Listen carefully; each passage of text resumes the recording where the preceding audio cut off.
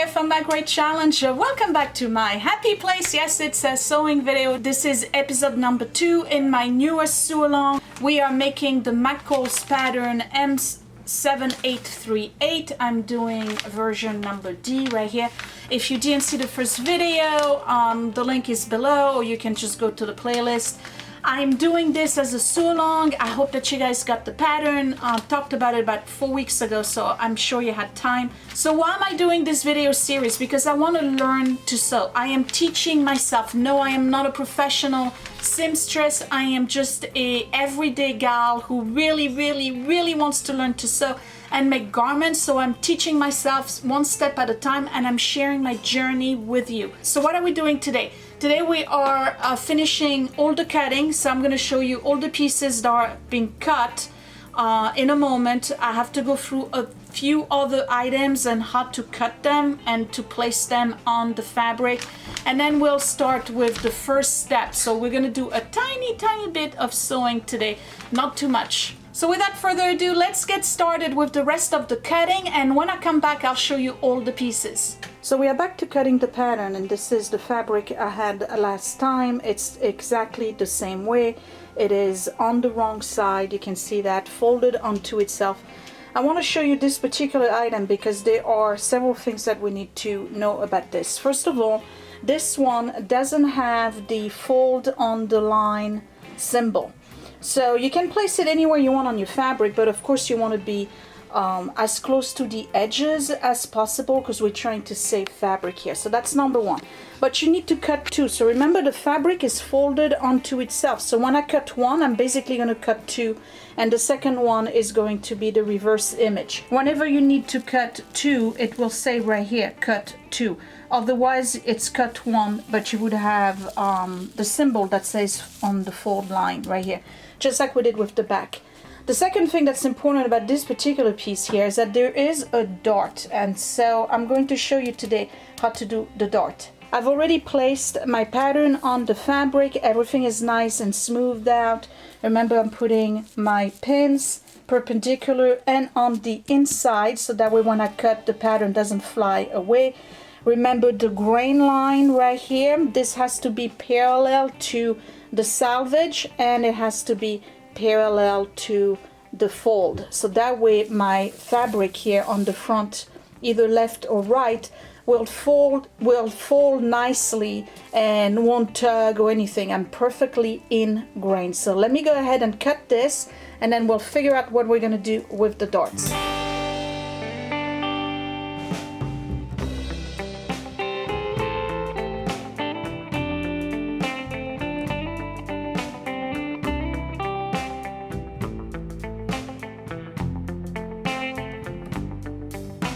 Here I want to show you something else that you can do with the notches. You remember last week, I'm going to cut that out because we don't need it.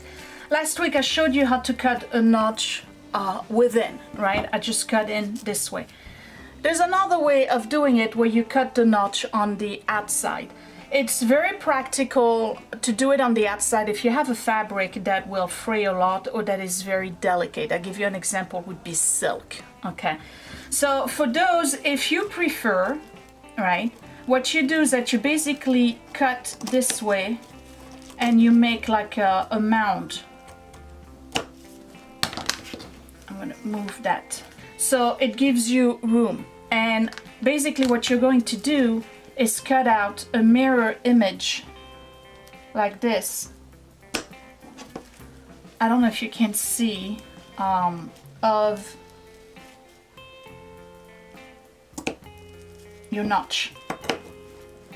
Okay, and go back on the line. Alright, so let me move that out of the way so you can see what I did. Alright, so for the example that I gave you last week, the notch was cut within. This one, the notch is cut outside, and you can do that for a double notch too. So you're still going to match notch to notch, but it basically allows you to not have a notch or a hole within your seam. So you can do notches that way as well. I'm not very good, you can tell, at cutting on the outside, but I guess I have to practice because that's really the preferred and better way of doing it. And then there's the lazy gal's way of cutting the notch on the inside. So now I'm looking at the portion of that particular piece of pattern that is basically the arm hole right here. And I noted that there is one of those little symbols, and I'm giving you a little close-up. So what am I doing? I'm taking my marking pencil and I am going ahead and making a big dot right there to mark my fabric. And another thing you can do is a tailor stack. So let's say, for instance, that I have a dot that I need to mark. What you would do is take a piece of thread with a needle, and you're basically putting a little X right here with the thread that's dangling. It doesn't matter. In the old days, they used to have a tailor stack machine that would allow you to just go and it would give you this one stitch. The advantage of doing a tailor stack versus marking the pattern with a pencil is if you have a fabric that's very, very sheer and very delicate, or if you have something like lace, for instance. You can't really mark lace. You wouldn't be able to see your colored pencil on it, so you would do a tailor stack. So now I'm looking at another thing that is right there on this particular piece of pattern, and that is the dart. And the dart, we talked about it when I did the tunic. The link is down below if you want to see it. It's basically a tailored pleat, and what you do is that you end up joining these two dots right here together, and on the side of your fabric it will give you a pleat. It gives you a little bit more of a tailored look. It's usually the dart is below your breast, so that way you have more of, you know, a little waist, I guess. So what you do is that you pick your size, and again I'm 14, and I'm going to mark a dot here. And then if I go to the 14, the next dot is right here, and the next dot is right here. So you usually have 3 dots for a dart. Now what I need to do, since I've marked everything here, is I'm going to remove my pins, and I have to do the same thing, the same marking of dots on the other side, on the other piece, because remember we cut 2, right? So I have a mirror image of this particular piece. Let me show you. Putting the pattern to the side, I can clearly see my 3 dots, 1, 2, and 3, and then the other one that I've marked earlier is right here. And when I undo this, because remember my fabric was folded onto itself, I now have 2 pieces. This is the front that goes on the right, and this is the front that goes on the left, and that's basically showing you the beginning of the neck. And here are the 2 armholes. So let's find the one that was not marked. It's this one. This one is the one I just marked with my 3 dots. So what I need to do here is take that one piece that wasn't marked, and I'm taking the pattern. I'm going to have to put it upside down, because remember it's a mirror image, and all I'm doing here is making sure I match my notches, and I'm going to mark this fabric as well on the back of it. So I'm marking my dart here and here and here, and I'm also marking that extra dot that I had right here. So now this is done. I don't need it anymore. What you do with a piece of pattern that has been cut and you're not going to use, you fold it back nicely. Make sure you've read everything on it, because sometimes they would tell you something else. Okay, and that goes in the envelope, because you don't want to lose any of those, just in case you want to make the shirt again in a different pattern. So I'm just going to keep going and cut all my pieces. When I see another one that needs attention, or that's something that I need to show you how to, I will go back to filming. Until then, I am cutting all my pieces, and then we'll get ready to start sewing. This is the perfect opportunity to show you how not all patterns are going to be the same. So far we've been folding the fabric onto itself, so that way when we cut once, we get two pieces, right? Or we get one piece that unfolds like the back. Well, here's the problem with this one. The fabric that I picked is 45 inches wide. It's not wide enough for me to be able to cut two of the sleeves, the bottom of the sleeves at the same time. So I had to unfold my fabric, and what I'm going to do is cut one, then I'm going to move my pattern again up here, and then I'm going to cut it a second time. So this one, it says cut two. I'm actually going to have to cut two different pieces. There's no other markings here other than over here, one dot and one dot here. This is probably where the two dots are going to join, so that we have the perfect balance on this bell sleeve. And then I have a notch on this side and a notch on this side. Another thing I needed to tell you, and I forgot, now that I've just cut this, you gotta make sure it's on grain, okay? Because again, it has that arrow that says grain line, so you have to make sure that this line is parallel to your salvage and to the other salvage. All right, so this one is done. I'm just going to move my fabric and get to the next one.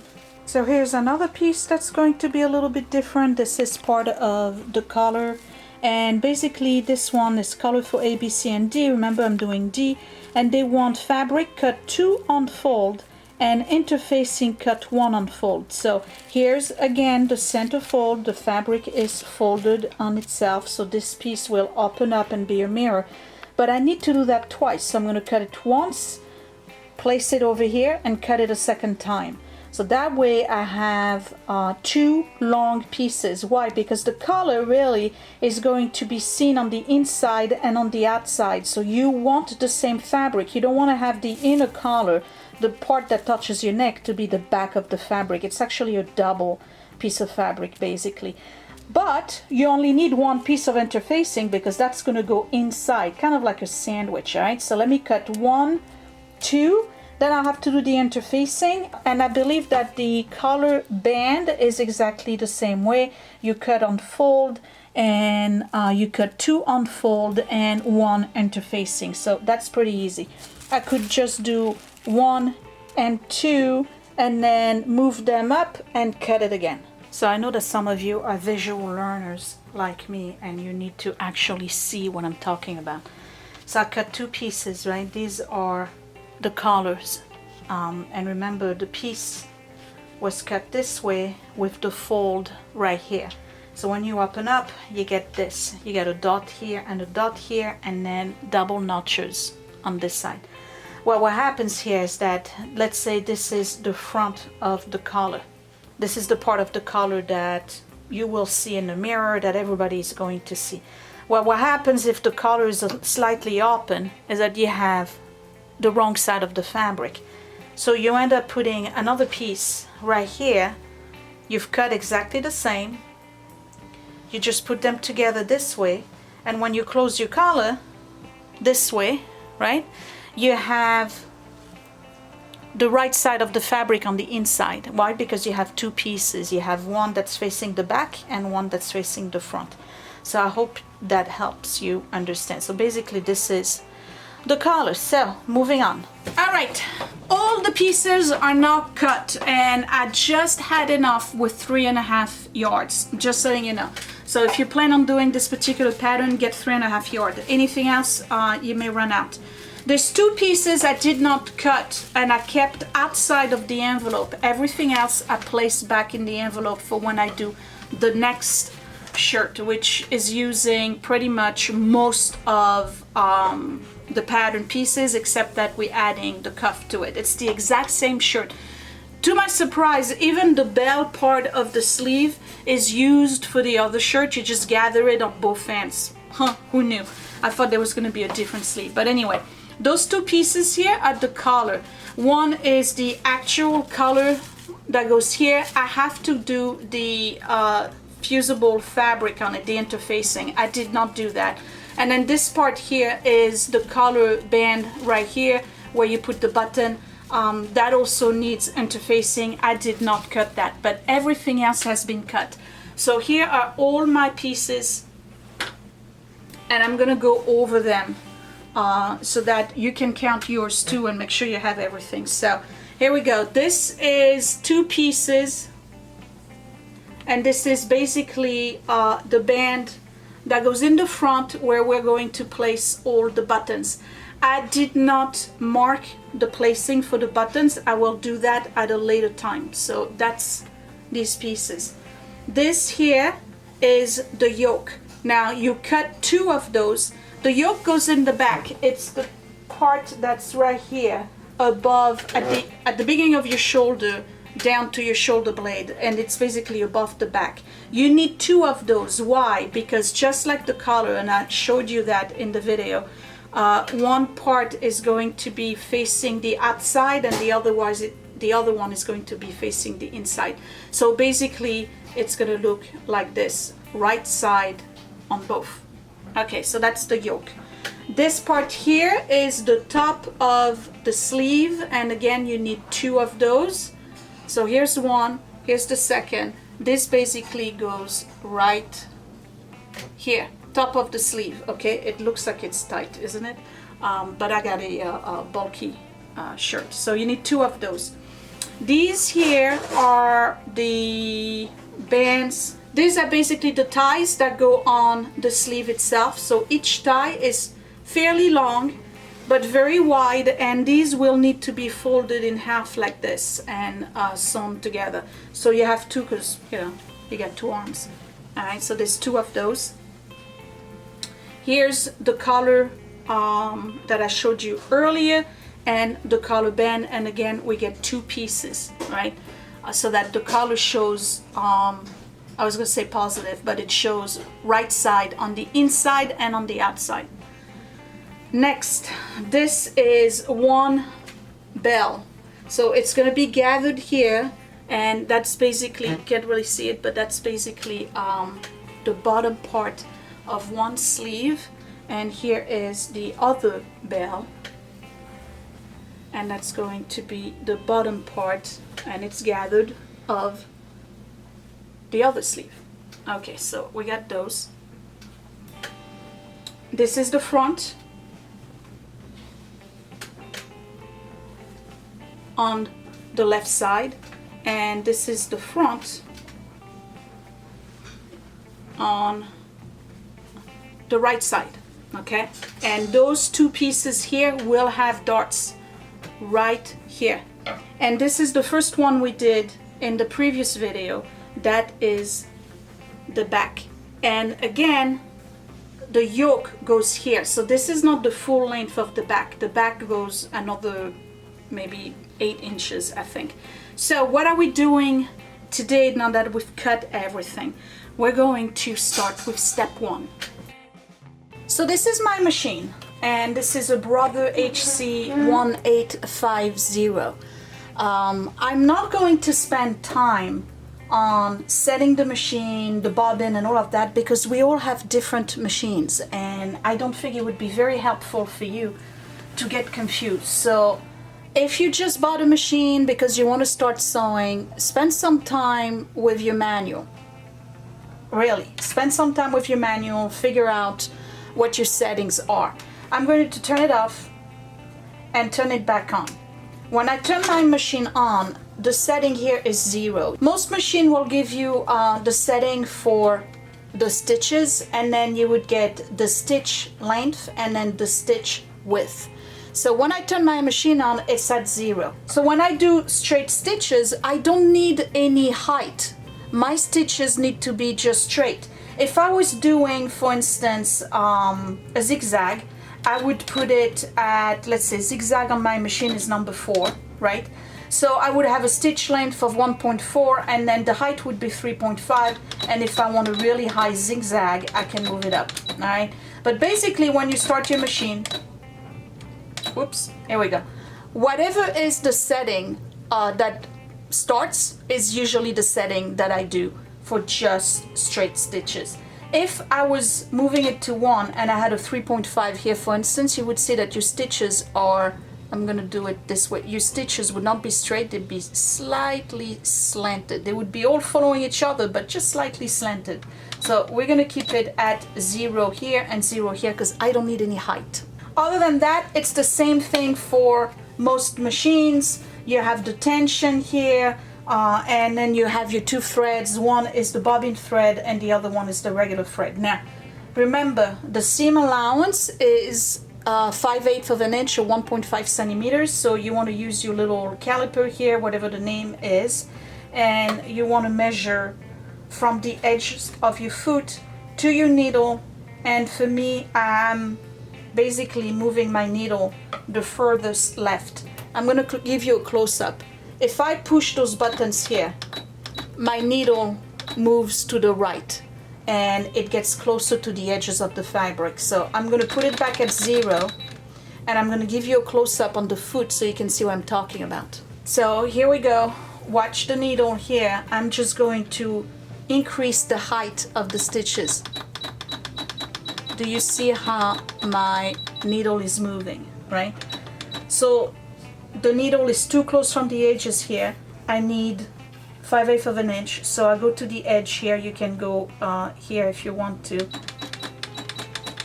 or this way. And I'm basically calculating right here. So I'll leave it at 0 and 0. And I'm using a light pink thread, by the way. So step 1 technically is placing the interfacing. I said I was going to do it at a later time. So let's go back here. What do we need to do? To make the pleat in the back, this is the piece from the back. On the outside, crease a long line of small circles, bring the crease to line of large circles and baste. Baste across upper edges and press. So that's exactly what we're going to do.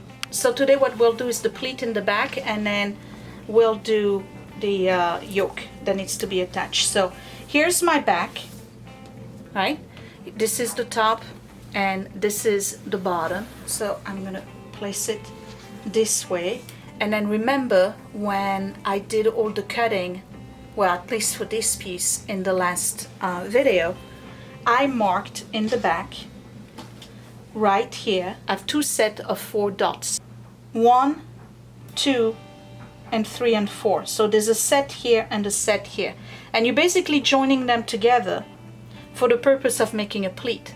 So I have dot number 1 right here. I'm putting my pin right in it and I'm going straight to find my other dot.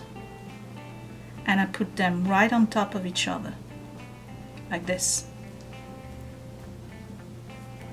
Let me pin this. And then I do the same thing with the next dot. Here's my dot, I grab it, and I grab the next dot, like this. Okay? And then I'm doing the same thing on the other side. I'm grabbing the outside dot, and I'm bringing it on top of the next one, like this.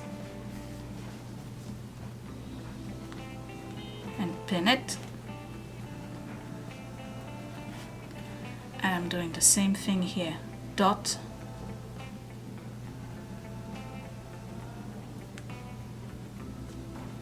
To dot.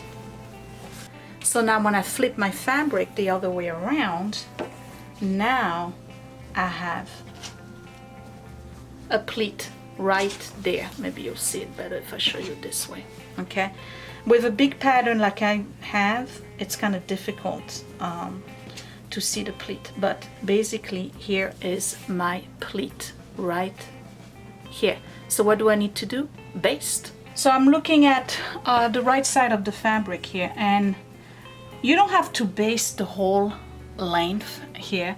You just have to baste enough to hold it in place. So you're just taking a thread that you'll be able to see easily. I'm picking a red for that. There is basting thread, by the way. That's like a thick cotton. That's probably easier to use.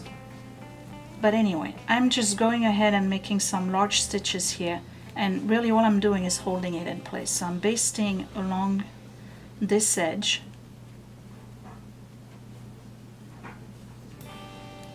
Then I'm going to go ahead and baste along this edge. Again, this is just to hold the pleat together because we're going to sew the yoke on it. And the yoke will hold the pleat. But right now, I just need to temporarily hold it. Cut that off. And then you want to make sure it's really holding together. So you're basting across as well. And those stitches you remove, don't worry about that.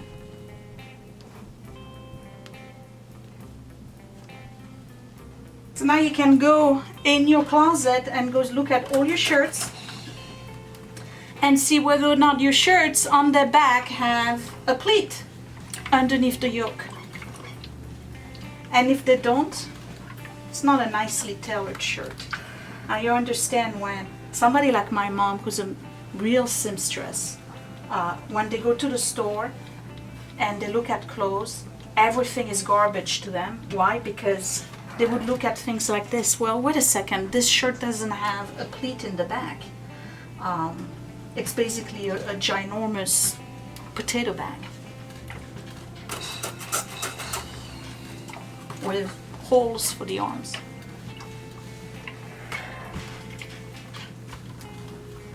That's one of the curses I hear of knowing how to make your own clothes, is that when you go to the store, you don't buy anything because you see that everything is made very poorly. Do I want to iron this whole band like this? Probably not. I'm just gonna do it just enough like this. Might as well iron a little bit here. Okay. So we've made this step here, which is basically creating the pleat that goes in the back. So we just did this one right here. All right, so here is the pleat and the basting. The next step, with the right side together, pin one yoke, remember we cut two, section to upper edge of back, matching centers, and baste right side together. So again, a lot of people baste using the machine. I'm gonna baste by hand, only because I really need to pick up the dexterity with my fingers. So right side together, here is my yoke. Technically it's gonna look like this right here. All right, the collar goes here, but they want right side together, so I'm gonna flip this around this way, and then I'm supposed to match everything. All right, so it's got to match here at the corners, and I got to match my notches. So let's see if I can match the notches. Here's one set of notches. They're gonna go right here with the other set of notches, and guess what? Pin.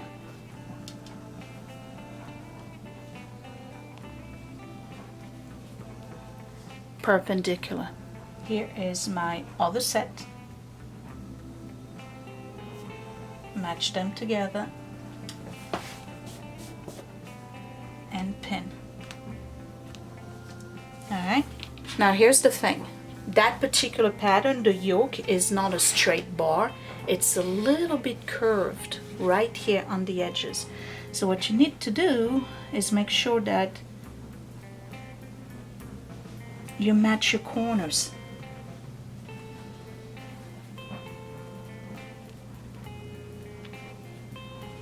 Okay, here's one. And again, basting is easy. It's basically a temporary hold. It's just holding everything in place so that nothing shifts when you're actually sewing. So I'm doing long stitches. If only my needle would hold the thread. I have a needle with too big of an eye. I think that's the problem. Okay, here we go. back in business.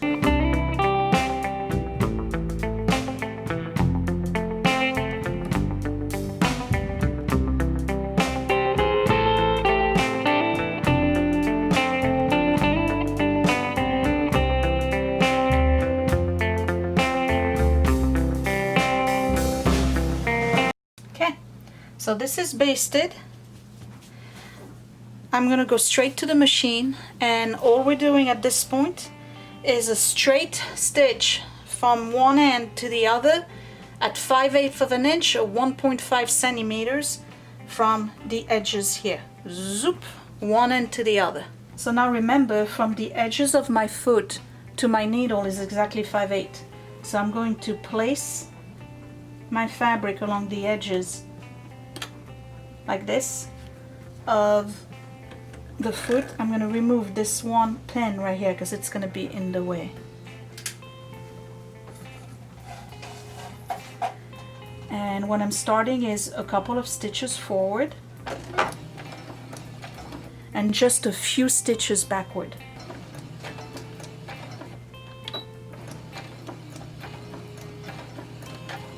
Okay, and off we go.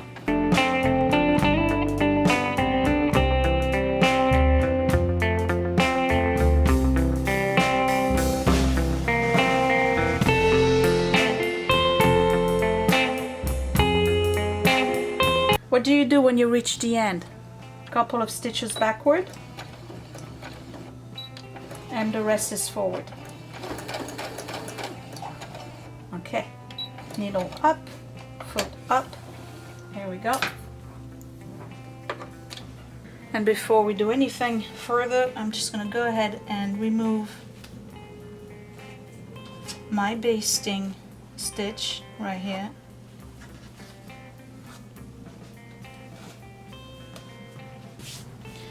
And fold it over. And what I want to do now is remove the basting that we did earlier right here on the pleat. You remember that? So we remove this one, we'll remove the other one because we don't need it anymore. Alright, I'm just gonna flatten it a little bit, and what I'm doing right now is that I'm checking to make sure that I don't have any pucker. No puckers. So what's the next step? So the next step is going to place the second part of the yoke. You remember I spoke about how the inside of the shirt has one piece that is actually going to be the right side of the fabric. So in a sense, this is the inside of the shirt. This is the right side, what we just did, and the wrong side, right? And when you look at the wrong side of the shirt, in a sense, what you're going to do is have this piece going this way, kind of like similar to what we did with the collar. So basically, it's a double layer right there. There's no interfacing, nothing. But in order to do this, we have an issue. We have this. What do we do with this thing right here? That's the seam, right? You don't really want that to scratch your back and be a nuisance. So basically what you need to do is attach this piece here to the seam allowance that is right here, to that piece that is, you know, extra, right? And once you get this on and that's sewn together, then you can fold this here and attach it to the shoulders. So this piece would be sewn like this. I'm just giving you a dummy example, right? So the back of your shirt on the inside would look like this. You would not have the seam from the back right here touching your back, because that seam would be enclosed in here. Alright, so how do you do that? Relax now, it's not that complicated. So we just did this piece right here. You managed to do that. Trust me, you can do the next one. So for facing, turn the seam allowance on the shoulder edges of the remaining yoke. Press and trim the press seam allowance to 3/8. Easy, we can do that. So what do? I'm telling you, it's not that complicated, alright? You don't even need to mark anything. We know that the seam allowance is 5/8 of an inch or 1.5 centimeters. This is the top of the shoulder. See, my neck is right here for the second yoke, the remaining yoke. So what you're doing is that you take the top of the shoulder here. This is where the armhole is going to be, and this is the neck. All right. You take the top of the shoulder and you fold it so that the fold is your seam allowance, 1.5, right here.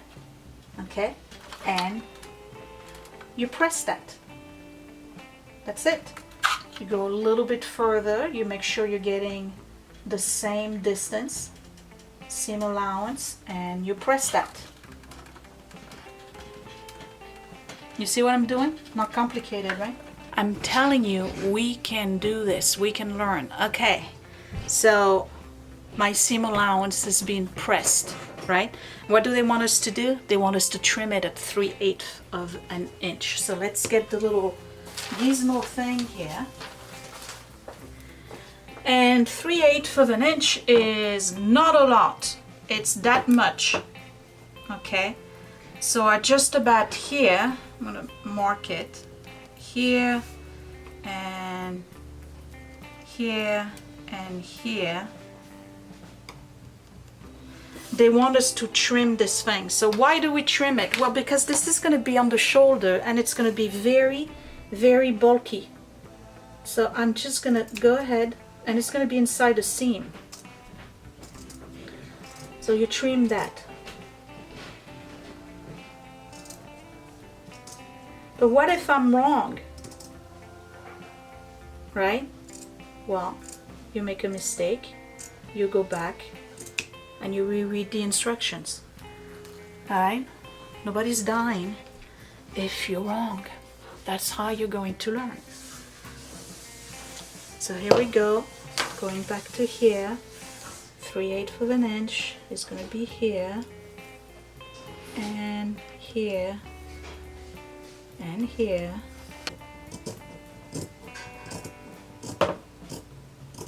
This is the part where patterns get really confusing. What are we looking at? What is this? Well, it's basically what we just made. Remember, putting the yoke, right? The dark gray is the right side of the fabric, the light gray is the wrong side of the fabric. So it's basically the part we just sewn together, but showing just the back of it, right? The wrong side of the fabric.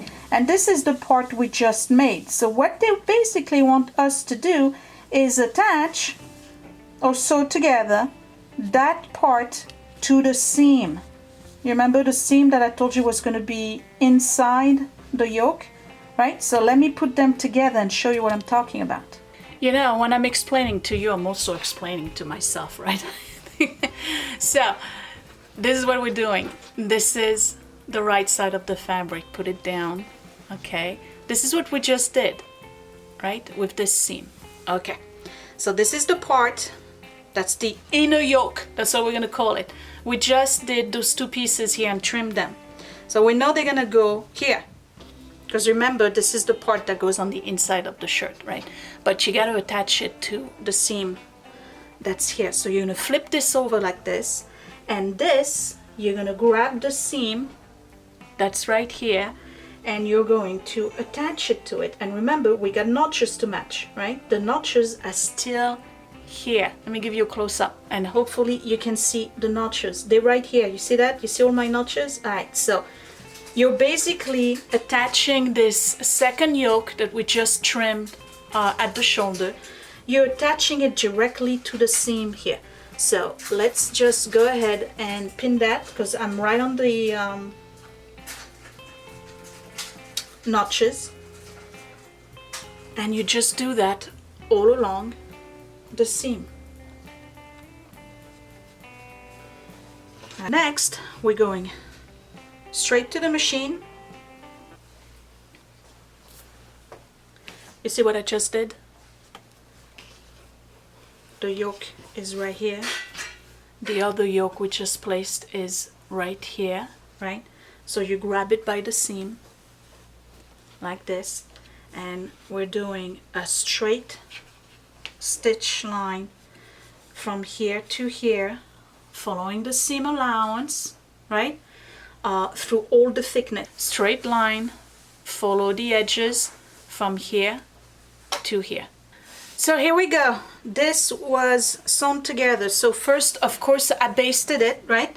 So now I'm going to remove my basting stitches. Some people just pull the thread, by the way. I don't like to do that. For some reason, they never work. It always breaks. Maybe towards the end, when I have a couple of threads left, or stitches left, I'll pull it. Here we go. So, I sewn the whole thing through the thickness, okay? Now I can bring back the original yoke, alright? So I got this piece that's attached. But this is a lot of bulk, okay? So what do? Guess what? We trim it. Just about the same than the other one. We trim it at 3/8. So you take your scissors and then you trim a little bit. Not too much, you don't want it to unravel. And don't worry about not using pinking shears for that, because this is going to be encapsulated. I like that word. I'm sure it's the wrong one. It's going to be enclosed inside the yolks anyway, so you're not going to have to worry about that. But it's definitely removing a lot of bulk that's going to be directly across your back. Okay, so remove that.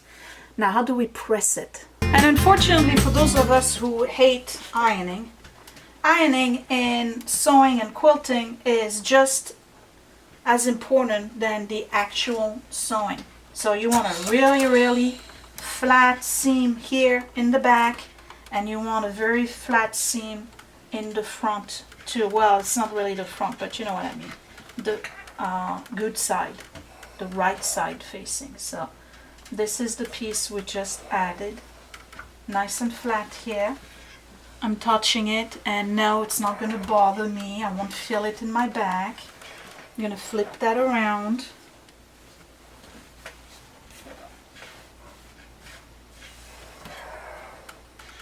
And I'm going to flatten it too. Now what I'm doing here is that I'm pulling this just a tiny bit to make sure that I don't have a fold over the actual seam. Sometimes it sags and you end up pressing, because just like quilting, every 1/8 of an inch is accounted for. You don't want to lose any fabric here. So I'm just grabbing the one on top here and I'm just pulling it slightly to make sure I can flatten my seam.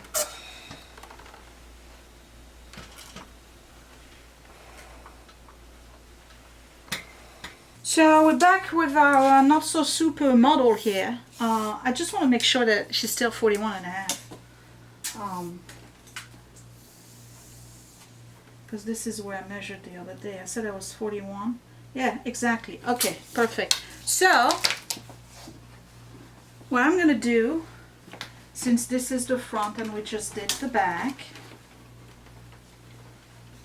You like my back fat? Look, you even have the bump in the, right here. I'm trying to be as accurate as possible. It's coming down, it's coming down. Alright, so we just made this. Alright, well, I just made this. I don't know if you guys are doing it or not. Comment down below, by the way, if you are doing it alongside of me. So this is the inner part and this is the up part, right? So we're going to place that right here. Alright, so we basically assembled the back. Alright, yoke with the one that's on the inside, calling it the inner yoke. The pleat right here, right, which I may have to, after all, I may have to iron all the way down. But anyway, it's right here. I'm pretty sure you would see it more if it was plain fabric and not a pattern fabric.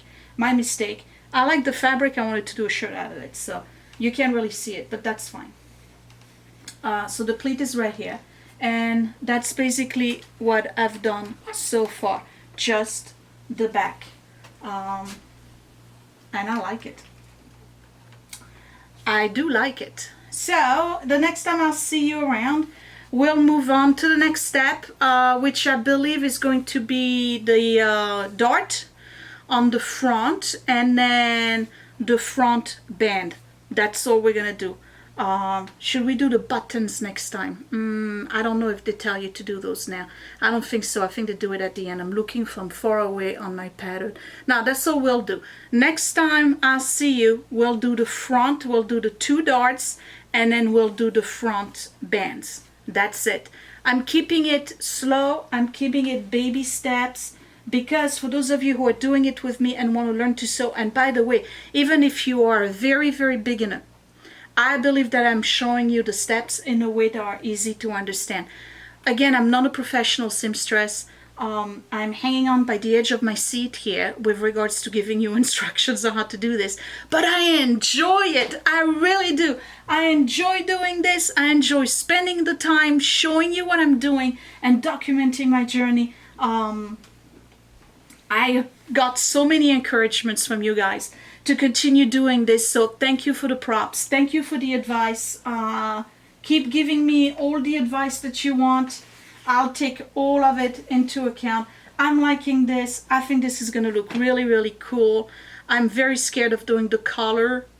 Really, really scared. But I know we can do this. I know we can learn. We can teach ourselves to sew. I'm telling you. Stop being discouraged by others. Stop being intimidated. It's not rocket science. All right, maybe it is if you're in a Dior atelier, but we're nowhere near there. We're just making garments for ourselves. It doesn't have to be super complicated. And I think this came out pretty good, so I'm happy with it. I hope you are too. I'll see you next time. Thanks for watching, you guys. Bye. Hey, it's me, and guess what? Click that thumbs up if you really like this video. Thumbs down twice if you didn't. You can also share my video if you really, really liked it, or save it to watch later. Also, you can subscribe to my channel, but don't forget to click that bell button so you are always notified when I post a new video. Thank you for watching.